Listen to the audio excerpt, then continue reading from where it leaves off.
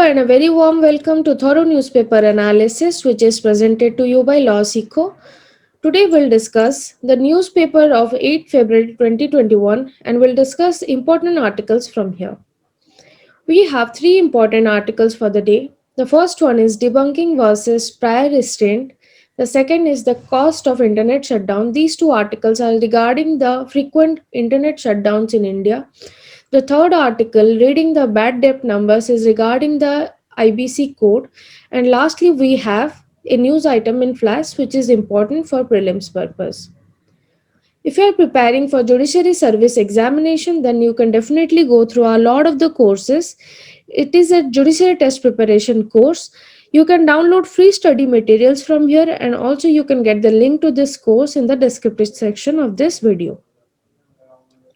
The MCQ question for the day is: pardoning power of the governor is in accordance to Article Option A, Article 160, Option B, Article 161, Option C, Article 162, Option D, Article 163. The descriptive question for the day is: how internet shutdown affects a democratic country? Critically analyze. You can write your answer in 250 to 300 words in the comment section below. Now let's move to our first article for the day. This article talks about the frequent internet shutdowns in many parts of India, and also it talks about the center guidelines for obtaining prior approval of Ministry of External Affairs in case an academic session is going to be convened with virtual international conferences and seminars or training sessions on subject of clearly related to India's internal matters. So recently, the American Historical Association AHA has issued a policy against the recent policy guidelines of the center regarding virtual seminar conferences and etc. Let's have a look at the pre-censorship notion in India. Based on the preemptive strike, which is a military strategy, there has been frequent internet shutdowns, which is so frequent that it is the highest number of all the democratic countries of the world. And in last 4 years, over 400 shutdowns in India has been seen, and Jammu Kashmir was under shutdown for almost 223 days. India lost 20,000 crores in 2020 because of internet shutdowns, which is a very huge number for a country like India.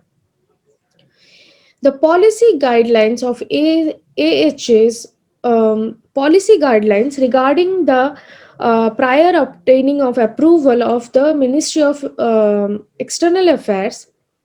The policy mandates that obtaining prior approval from Ministry of External Affairs if academic want to convene virtual international conferences which are related to India's internal matters.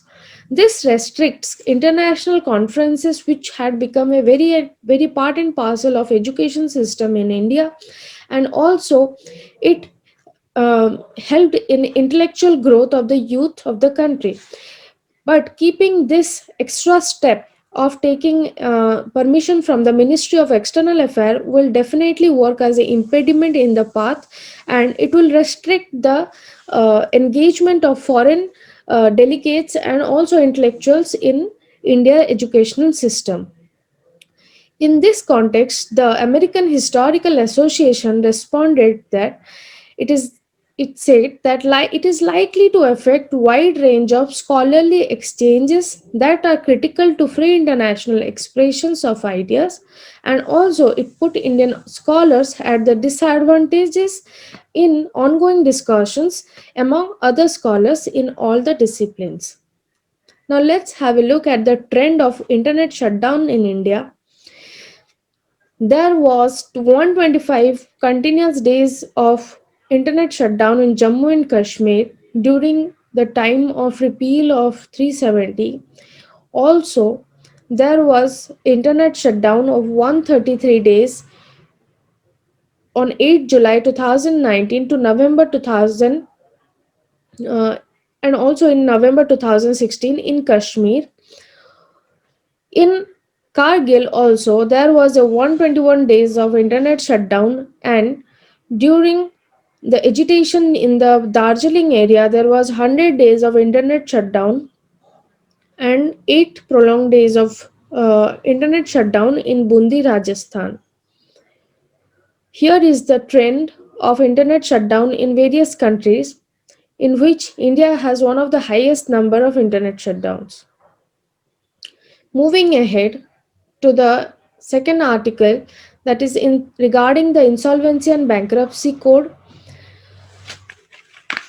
In this article, it is in news because some argue that the corporate insolvency resolution process CIRP is not delivering on its mandate, as only 25% of the companies are rescued and rest are liquidated. Let's have a look at the bankruptcy and insolvency and bankruptcy code. Insolvency and bankruptcy code was brought in 2016. It was brought in order to liquidate and also uh, rescue the sick industries, the debt ridden industries. It was brought to um, amplify the speed of the resolution of the stressed asset in the country. Many of the companies have taken debt from the uh, banks which have become NPAs. However, the loans could not be recovered because of many different reasons, because of economic losses or so, because of which the industry becomes a sick industry. To overcome it, the bankruptcy and insolvency code has come up in 2016, which will appoint a corporate insolvency and resolution process in which a resolution team will come up and it will resolve the internal disputes and also mobilize the company and its function in such a ways that it will be rescued. However, there have been 30,000 application filed for CIRP and 10,000 are yet to be disposed. 30,000 CIRP is a very huge number, and out of the rest 20,000, the stress underlying 16,000 were resolved before admission. So before getting into the corporate resolution process, 16,000 were resolved, because after getting into the corporate resolution process it is a very tedious task, and also it is quite time taking, and also it is seen that the autonomy of the directors of the company is taken, because they have malified intention sometimes. So in that case also, when a company goes to the CIRP process, it is often seen that 16,000, like higher number of companies are resolved before admission. Reasons why above argument is not correct is that CIRP enables the market to attempt to resolve stress in a company through a resolution plan, rescues a viable company and liquidates the other. So, if a company is viable and it is able to be rescued, then the CIRP process is mechanized in such a manner that it can be rescued, and the company which is completely sick and it cannot be recovered, it is liquidated, so that the investor get their money. The operational investors and the financial investor who flush the money into the economy, they get their money back. Therefore it liquidates the other sick industries also. Many companies are beyond rescue for the for the reason that they have creative destruction, that is, the directors and the decision makers of the company are therefore are thereby responsible for their destruction, and therefore they are not able to be rescued. In value terms, 75% of the assets were rescued and 25% of the assets were for liquidation. IBC is not just one of the options for sick company. Other option includes schemes and arrangement which are also enumerated in the Companies Act. So the author stresses that liquidation or rescue is an outcome of market forces, and the law is the only an enabler. So it cannot be argued that CIRP is not a effective method, but it is definitely a good mechanism in which the insolvency and bankruptcy code takes the management, and it manages the asset in such a manner that the stakeholders and the financial investors get their money, and also the company is again back into the ground, and it can start working. Next, we have a news item in flash.